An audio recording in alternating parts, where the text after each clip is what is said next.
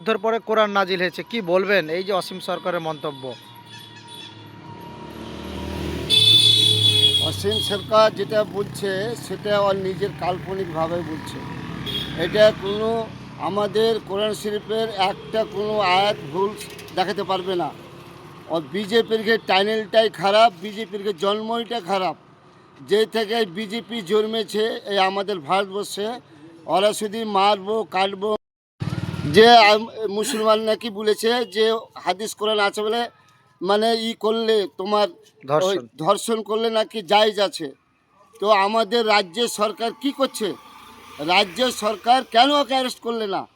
আর এই যে আমাদের যে বাঙালি ছেলেকে যে উড়িষ্যাতে মারছে, রাজ্য সরকার কি করছে? কলকাতাতে তোমার ধর্মতলায় পাকিস্তানে ইডেন গার্ডেনে 1 কোটি উড়িষ্যা লোক আছে, ওরাকে কেন অ্যারেস্ট করে না? কেন ওরাকে কেন এই প্রতিবাদ জানে না কেন?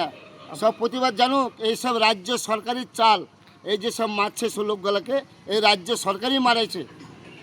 আমরা কোনো কথা শুনতে পাচ্ছি না, শুধু রাজ্য সরকারের কথা, রাজ্য সরকারই মারাইছে। আপনারা কি পরিযায়ী শ্রমিকের নিরাপত্তা চাইছেন আপনাদের নিরাপত্তা ছেলে মেয়েদের চাইছি তো, যারা বাইরে নিরাপত্তা কাজ কই করে? হচ্ছে?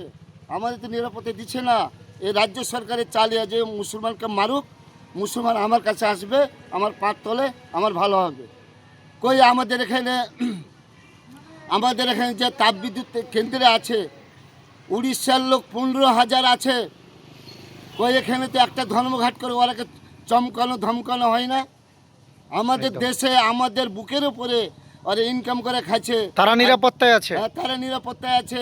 আমাদের ছেলে মেয়ে। শ্রমিকেরা যেছে বাইরে ওদের দেশে, ওরা মেরে পিটিয়ে ঘন ধুলাই করে মেরে দেশে পাঠিয়ে দিচ্ছে।